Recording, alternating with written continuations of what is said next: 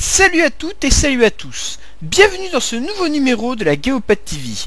Aujourd'hui, JBobbyFR va vous parler de Little Nemo, The Dream Master, un jeu de plateforme édité par Capcom en 1989 et qui verra le jour chez nous en 1990 sur NES. Alors, Little Nemo, qu'est-ce que c'est à l'origine? En fait, c'est une BD, une des toutes premières, qui est sortie au début du siècle dernier, entre 1905 et 1913. Et ce jeu en particulier a été créé pour suivre une adaptation animée qui est sortie au cinéma en 1989. Alors, la petite histoire de ce jeu, et bien sûr de la BD, c'est celle du petit Nemo, un jeune garçon timide et solitaire qui vit des aventures extraordinaires dans ses rêves. Et un beau jour, il doit se rendre au royaume de Slumberland, car le roi Morpheus, à ne pas confondre avec un autre de la Matrice s'il vous plaît, l'a convié à devenir le compagnon de jeu de la princesse Camille. Je sais pas trop quel jeu, mais bon, ça me regarde pas, hein, voyons. Et pour s'y rendre, justement, il doit traverser des mondes féeriques et étranges à chacun de ses rêves. Et c'est bizarre, chaque monde correspond à un niveau dans le jeu. C'est-à-dire, on va se retrouver avec 8 niveaux dans ce jeu-là. Bon, maintenant tout de suite, c'est parti. On va commencer la partie pour voir un peu plus en détail le gameplay du jeu. Au passage, vous entendez une jolie musique d'introduction et aussi pour le titre du jeu. Hein. Alors, Little Nemo, c'est un jeu de plateforme, bien sûr, plutôt classique dans ses fondements. Voilà, hop, c'est parti. Et on commence par le premier niveau, la forêt champignon. Le but en fait dans chaque niveau, c'est que vous allez avoir plusieurs clés qui sont réparties tout au long du niveau. Et en fait le but pour ouvrir la porte de fin de niveau, c'est qu'il faut réunir toutes les clés. Alors vous vous retrouvez avec le petit Nemo, qui n'est... Tout ce qu'il peut faire, c'est soit sauter, soit balancer des bonbons. Alors il est pas très maniable et c'est pas très pratique. Et en fait ce qui va permettre de la diversité dans le gameplay, c'est que vous pouvez donner des bonbons, c'est-à-dire 3 à certains animaux dans le niveau, qui vont pouvoir vous aider en prenant soit leur apparence, soit en les chevauchant. Par exemple, là vous avez eu la grenouille, qui permet de sauter très haut et de sauter sur les ennemis, et vous avez aussi par exemple le lézard, qui permet de marcher sur les murs. Alors, on peut bien sûr, au gré du niveau et des différents obstacles à traverser, changer d'animaux à utiliser pour arriver à la fin du niveau et empocher toutes les clés. Sinon, si vous n'avez pas toutes les clés, vous ne pourrez pas finir le niveau, tant pis pour vous. Ces fameux animaux, vous en rencontrerez une dizaine de différents tout au long du jeu, plus ou moins pratiques, plus ou moins maniables, parce que la maniabilité est assez rigide dans le jeu, et ça dépend de l'animal que vous utilisez. Au moins ça offre de la variété.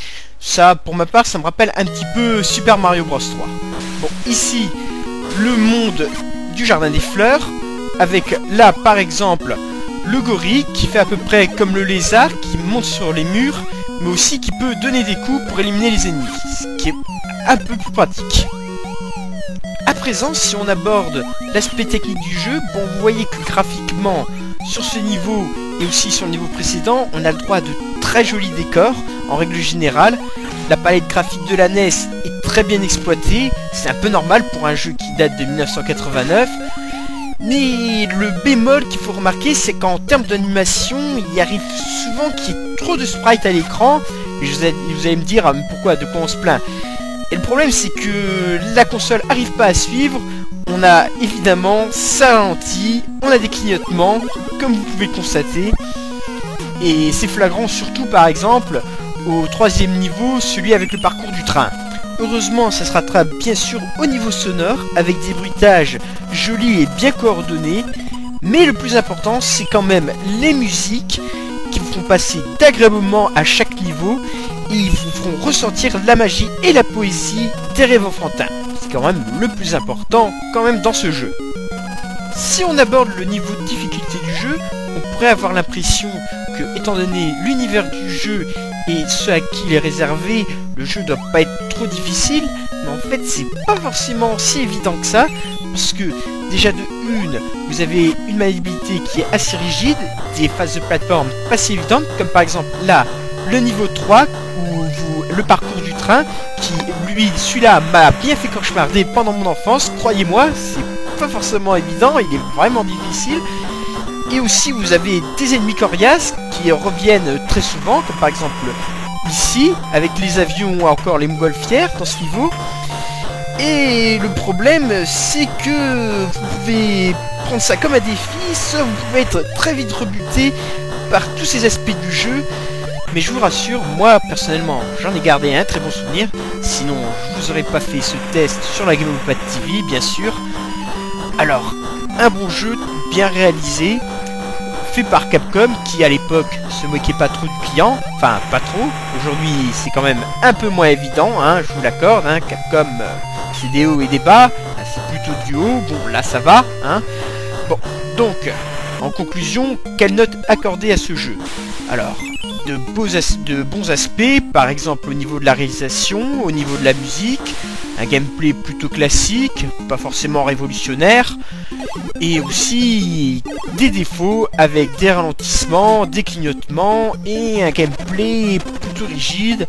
Bon, alors il m'a laissé un plutôt bon souvenir, alors j'en garde un excellent souvenir, donc je vais lui donner une note plutôt bonne de 4 suppos sur 6, qui est assez méritée et pas forcément très méchant ni très gentil.